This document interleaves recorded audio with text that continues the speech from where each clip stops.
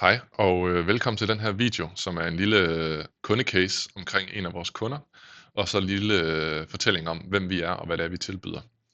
Jeg hedder Jakob, og jeg kommer fra virksomheden Instans, og vi tilbyder hjemmesider og markedsføring uden binding. Først og fremmest så kan vi tage en lille snak om, hvem vi er. Vi er Jakob og Frederik her. Vi er tidligere kollegaer, og nu er vi selvstændige.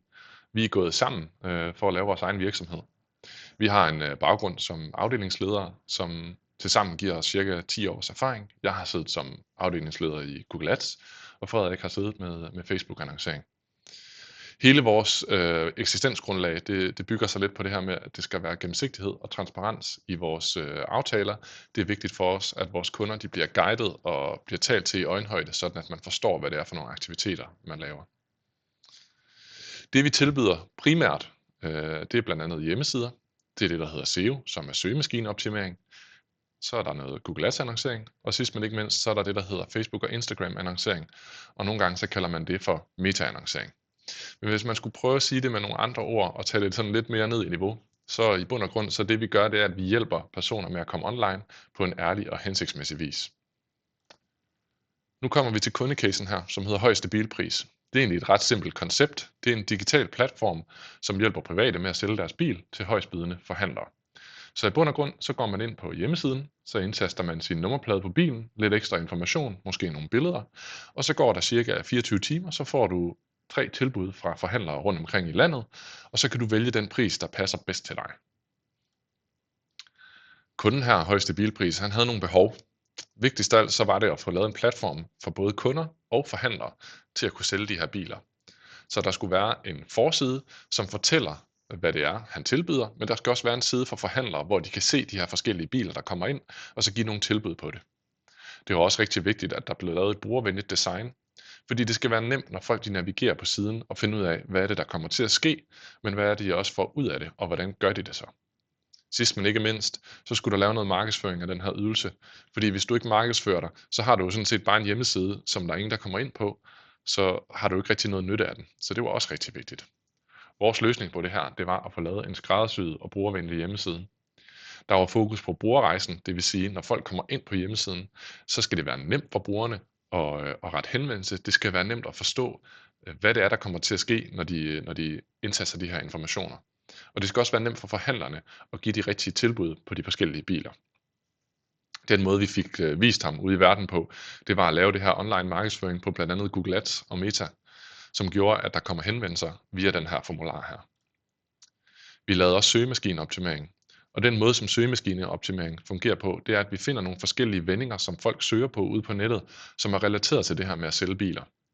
Det er en bæredygtig måde at markedsføre sig på, fordi at du laver noget tekst og noget teknisk optimering på hjemmesiden, som giver et afkast på den lange bane, og bliver ved med at give et afkast hele tiden. Vi lavede det her, der hed konverteringsoptimering, som var lidt ligesom det, jeg snakkede om før, som var den her brugerrejse. Det handler om at sørge for at forstå, hvad er det for noget, folk har brug for, hvad er det for nogle forventninger, folk har på hjemmesiden, når de kommer ind, og hvad er det for nogle forventninger, de har, når de udfylder formularen i forhold til, hvad er det, der kommer til at ske. Så hvis du har en hjemmeside med noget godt indhold, der er teknisk optimeret, og brugerrejsen den er god, så øger det den her troværdighed, der er på hjemmesiden. Og det gør også, at folk er mere villige til at rette henvendelse til dig. Så købte vi noget Google Ads annoncering. Det er noget målrettet annoncering på nogle bestemte søgeord. Det kunne fx være, når folk søger sælg bil. Det kan være sælg bil ud fra nummerplade. Det kan også være online bilvurdering osv.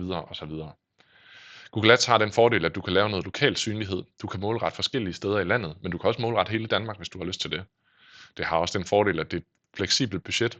Har du brug for en masse henvendelser, kan du skrue op for dine budgetter. Har du en masse i din ordrebog, så kan du skrue lidt ned igen. Det giver nogle hurtige resultater, men det kommer også på den bekostning, at du lægger nogle ekstra budgetkroner i.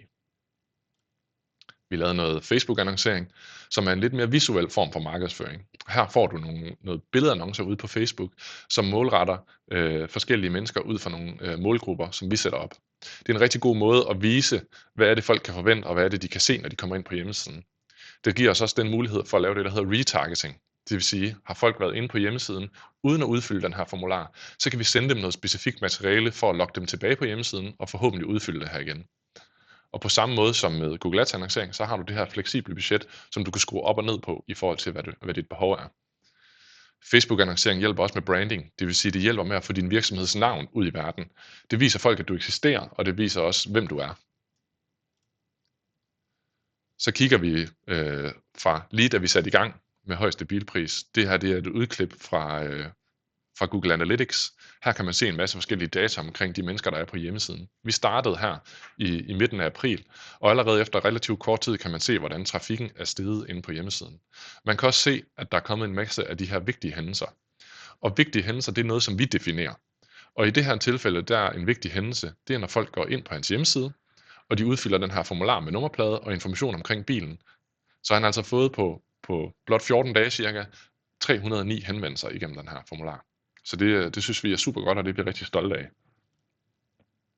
Men hvad siger kunderne så om os? Vi har et samarbejdspartner, som fortæller lidt omkring, at Jakob og Frederik står for min Facebook-annoncering. Jakob har desuden været fast konsulent, når der skulle tages beslutninger, hvad angår hjemmesider og markedsføring. Det er vigtigt for mig, at der er fast dialog, og at man hurtigt kan komme i takt med os. Og det er lidt det, vi prøver at stå for. Vi prøver at være en ærlig og reel rådgiver, men som er proaktiv og søger kontakten og er interesseret i din virksomhedsvækst.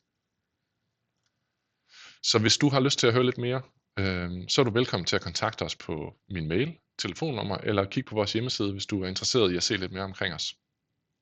Tak fordi du så med.